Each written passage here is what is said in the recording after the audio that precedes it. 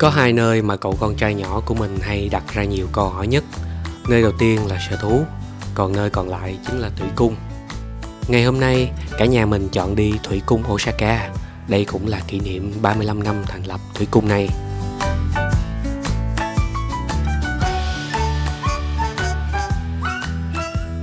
Thủy cung Osaka nằm ngay cạnh vòng đu quay khổng lồ cùng bến cảng Tempozan nhộn nhịp. Khi đến nơi, có rất nhiều trường học đang tổ chức cho các bạn học sinh đi tham quan. Các bạn nhỏ mặc đồng phục, xếp hàng di chuyển ngay ngắn. Mặt bạn nào cũng háo hức, nhưng rất trật tự nha. Giờ check-in theo vé của tụi mình là 10 giờ sáng. Vì đã mua vé online rồi, nên chỉ cần chờ đến giờ là xếp hàng vào thôi. Từ lối vào, cả nhà đi qua một cái đường hầm aqua, là một đoạn hầm kính ngắn nhưng chật kín người. Đây chỉ là đoạn mở đầu của thủy cung thôi. Con rất tuyệt to. Ủa, bên trong có nhiều con cá vậy? Nhìn cái sự tò mò đó thì mình hiểu rằng cái thủy cung này trong mắt con đó là cả một thế giới đầy bí ẩn, với những loài vật ngộ nghĩnh và những hành động đáng yêu của chúng. Thủy cung Osaka được xây dựng từ năm 1990. Nơi đây có 8 tầng. Hành trình tham quan được thiết kế theo dạng xoắn ốc. Mình sẽ đi từ tầng cao nhất rồi mới bắt đầu đi bộ dần xuống dưới đáy. Điểm dừng chân đầu tiên của tụi mình là khu vực cá heo. May mắn là tụi mình đến đúng vào lúc nhân viên đang cho cá heo ăn. Thấy chú à? Chú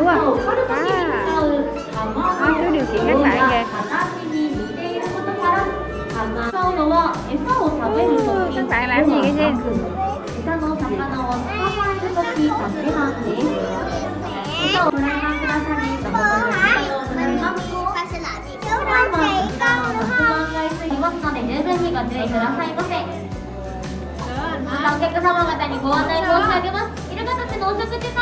Hay chưa?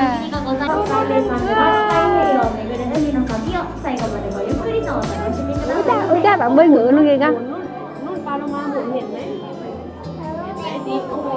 Các bạn lên ăn đó, ăn cá, có các bạn ăn cá không?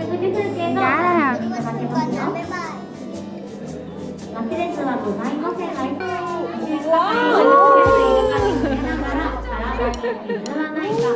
Đôi dép của chú bơi đó, chú bơi xuống luôn kìa. Chú bơi xuống luôn kìa.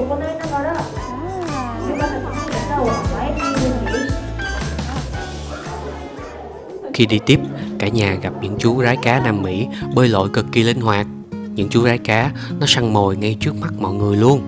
Điểm thú vị ở nơi đây là cái cửa kính được đặt ngang tầm mắt của trẻ em.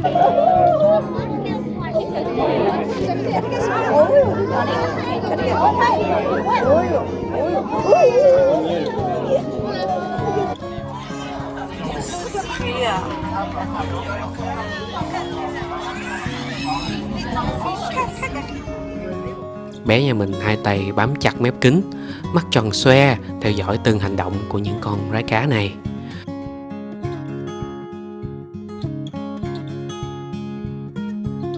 Khu vực tiếp theo mang đến cho cả nhà mình một sự bất ngờ.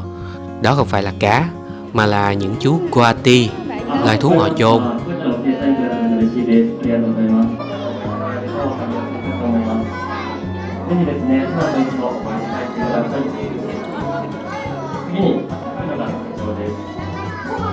Bể tiếp theo là khu vực của sư tử biển và hải cẩu.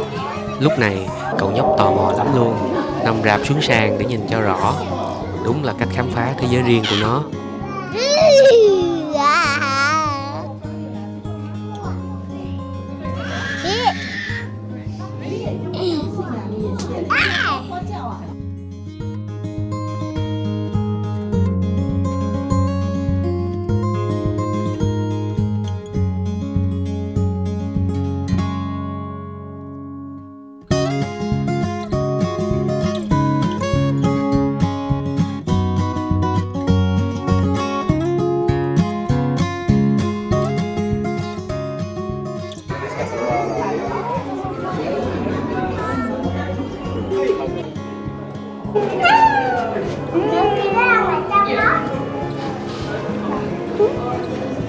Có muốn lên coi các bạn đá banh không?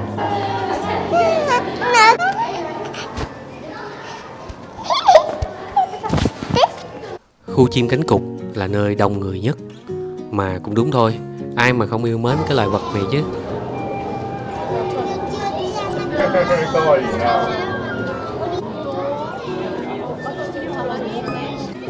Tại vì nó cục đá to quá hả?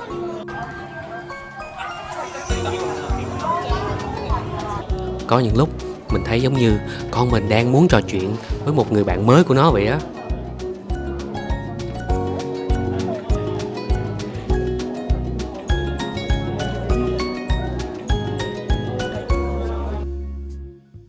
Và rồi, tụi mình đã đến được khu vực bể trung tâm. Đây là nơi hấp dẫn nhất của thủy cung Osaka này. Đó là một bể cá khổng lồ đến choáng ngợp, nước xanh phủ cả không gian. Cá mập voi, loài cá lớn nhất thế giới, nó bơi lừng lững như một ngọn núi di động. Bên cạnh đó, những chú cá đuối sải cánh rộng, lướt đi như phi thuyền trong các phim du hành vũ trụ vậy.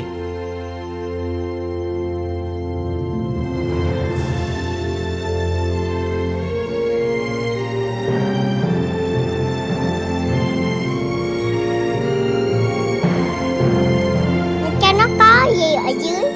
Đấy nữa kìa. Hồi nãy chị thấy nó đang đứng đây với mẹ đó. Đến nữa kìa.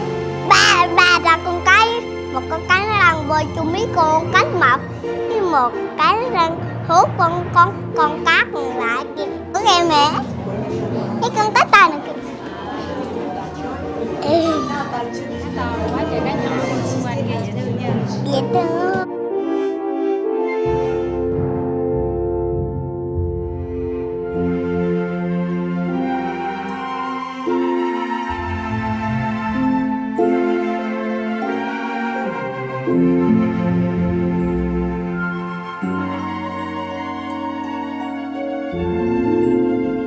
Ở đó. Ở trên kia. Ở trên kia mẹ về.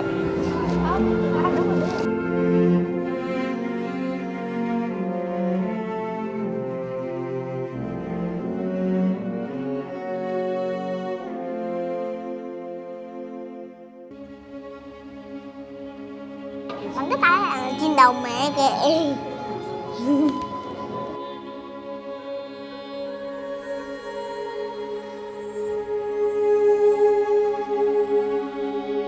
Ở kìa, đưa của bạn kìa.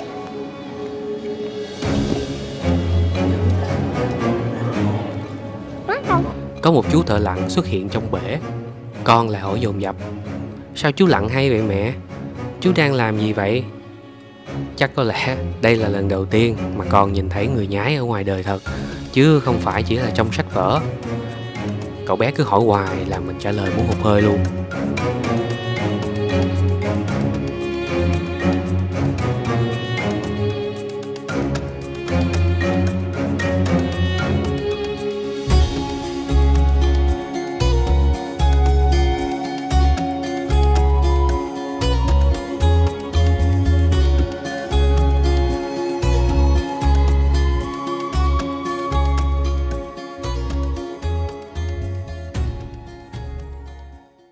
Tạm biệt bể trung tâm, cả nhà di chuyển lên tầng trên để xem khu vực hải cẩu Bắc Cực.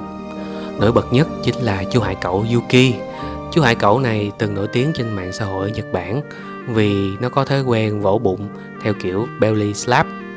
Nhưng ngày hôm nay khi tụi mình đến thì Yuki chỉ thong thả bơi và ăn thôi.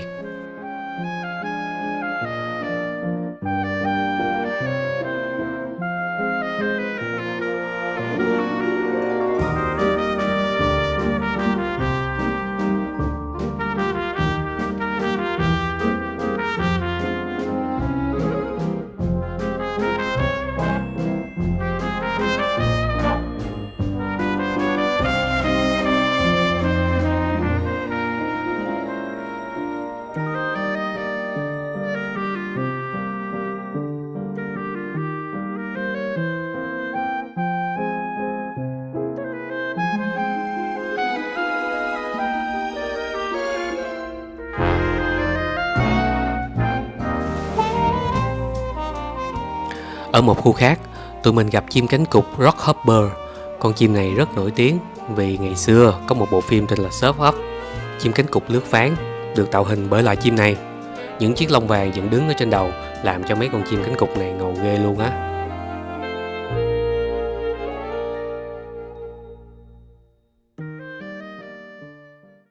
Cuối hành trình, con mình tranh thủ hoàn tất bộ sưu tập những con dấu lưu niệm.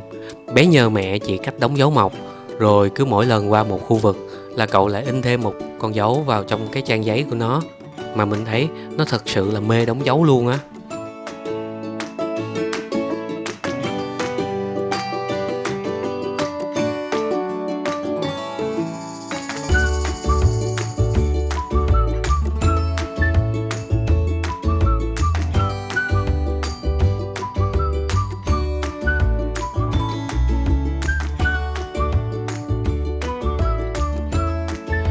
Một ngày trải nghiệm với con thật là vui đối với gia đình mình.